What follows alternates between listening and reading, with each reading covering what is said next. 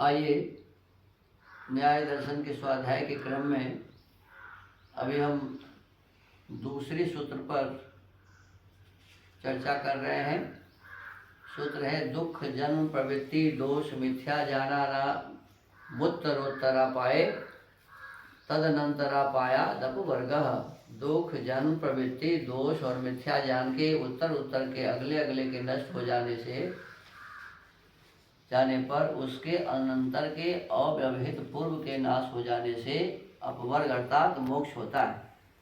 तो इसी में अभी व्याख्या के क्रम में आचार्य उदयवीर शास्त्री जी लिखते हैं कि संसार के विषय का उपभोग करने के लिए, उससे सुख प्राप्त करने के लिए दो चीज़ों की आवश्यकता होती है। पहला स्वास्थ्य, पहला क्या? स्वास्थ्य। और दूसरा धन, दूसरा अर्थ। क्या है? अर्थ। तो स्वास्थ्य को ठीक रखने के लिए हमें क्या करना होगा?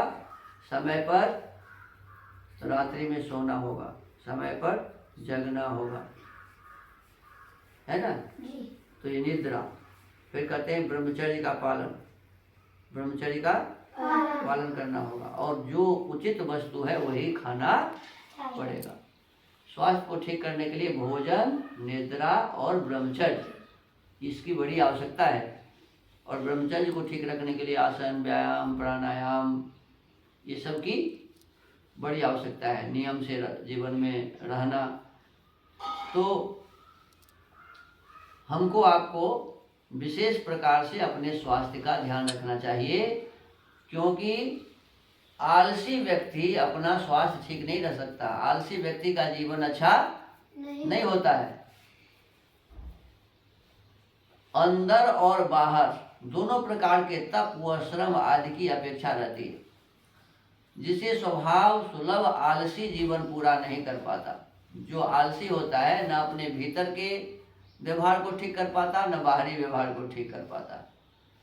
तो इसीलिए हमें विशेष रूप से शरीर को ठीक रखने के लिए आलस्य भी त्यागना पड़ेगा, पुरुषार्थ हमेशा करना पड़ेगा। दूसरे साधन अर्थ को बताया, कहते हैं स्वयं अनेक रूप में क्लेश मूल है। यहाँ भी पितृ परंपरा और अपना श्रम दोनों कार्य करते हैं। आज सारा संसार और साधारण रूप से सदा ही समस्त शक्ति का उपयोग अर्थ के संग्रह में करता है। अनुभवियों ने बताया है अर्थों के अर्जन में दुख और रक्षण में दुख। अर्थ का आय और व्यय दोनों दुख के जनक हैं। आने में भी कठिनाई और जाने में भी कठिनाई। अर्थ के भी दास हैं, चाकर हैं। अर्थ किसी का दास नहीं है, अर्थ उसी का दास है जो इसकी उपेक्षा करता है। जिसको धन नहीं चाहिए वही उसी के पास अर्थ रहता है। अर्थ जिसको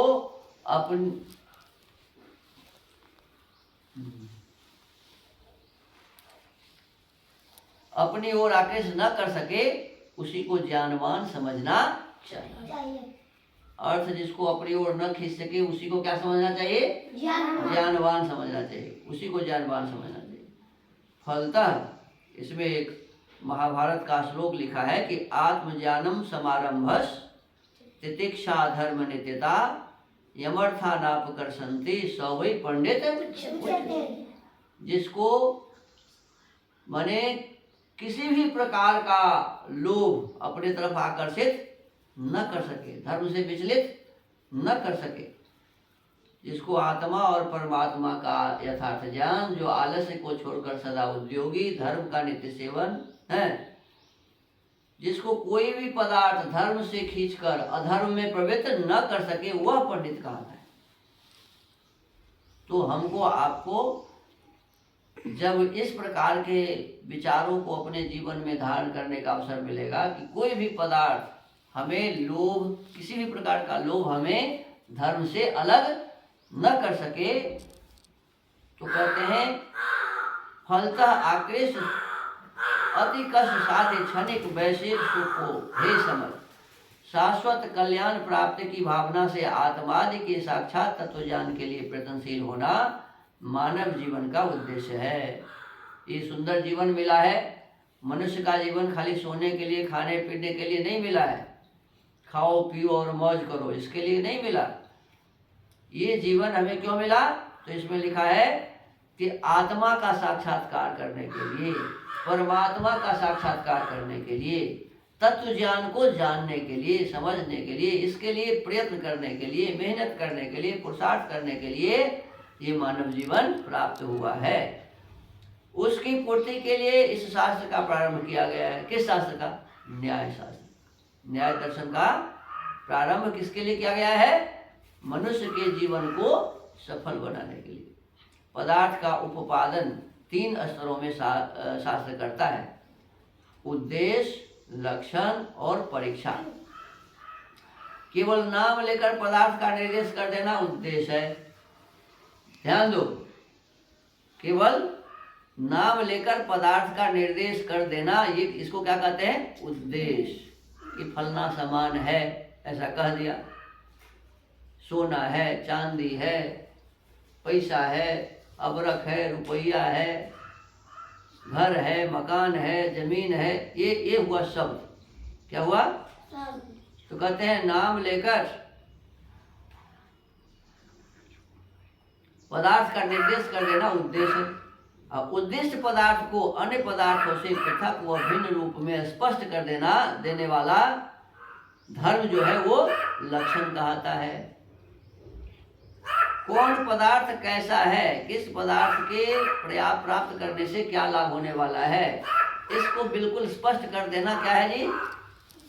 जिसके माध्यम से वो स्पष्ट होगा उसको कहते हैं लक्षण। क्या कहते हैं? लक्षण। किसके क्या गुण है, इस गुण को जब हम बताएंगे तो क्या हो गया? ये लक्षण। फिर तीसरे, जैसे प्रमाण और प्रमेय का प्रथम सूत्र में इनका नाम मात्र लेकर उद्देश्य है। पहला में सब लोग लिखा हुआ है ना, आगे फिर उसकी विशेष व्याख्या है। पहला सूत्र में 16 पदार्थ का नाम है ना, तो केवल नाम बताया हुआ और उसका अलग अलग व्याख्या नहीं, तो वो जो हो गया सो उद्देश्य हो गया। कहते हैं नाम मात्र लेकर उद्देश्य। फिर तीसरे सूत्र में प्रमाण के तथा 9वें सूत्र में प्रमेय के विभाग बताए। प्रमेय कितने हैं आप लोग याद किए हुए हैं? चौथे से 7वें सूत्र तक विभक्त प्रमाणों के लक्षण बताए हैं। इसी प्रकार 10वें सूत्र से 22वें सूत्र तक विभक्त प्रमेय के लक्षण दिए हैं। कहीं ऐसा है कि उद्देश्य पदार्थ का पहले लक्षण कर दिया है, फिर उसके विभाग बताए हैं। जैसे छल के प्रसंग में अब सबसे प्रथम उद्देश्य प्रमाण पदार्थ के विभाग का कथन सूत्रकार करता है कि प्रमाण क्या है। तो प्रमाण क्या है? तो इसमें सूत्र लिखते हैं प्रत्यक्षानुमानोपमान शब्दाः प्रमाणानि। अब देखिए यहाँ 4 ही प्रमाण बताए हैं। कितने बताए हैं? 4 प्रमाण। प्रत्यक्ष, अनुमान, उपमान और शब्द, 4 प्रमाण बताए हैं। इस 4 प्रमाण की व्याख्या हम आगे पढ़ेंगे। आप लोग ऐसे कितने प्रमाण जानते हैं? 8। बताइए नाम। प्रत्यक्ष प्रमाण, अनुमान प्रमाण, उपमान प्रमाण, शब्द प्रमाण, इतिहास प्रमाण, अर्थार्थी प्रमाण, संभव प्रमाण, अभाव प्रमाण। तो ये 8 प्रकार के प्रमाण हैं। तो उसमें अभी वर्तमान समय में हम इसमें इस सूत्र के अनुसार 3 प्रमाण क्या है, 4 प्रमाण क्या है, इस पर विशेष व्याख्या पढ़ेंगे। प्रत्यक्ष, अनुमान, उपमान, शब्द, ये चारों प्रमाण क्या है, और फिर और जो आप नाम बताए वो क्या है, इसकी भी आगे चर्चा होगी। तो आज के स्वाध्याय के क्रम को यहीं विराम देते हैं। ओम।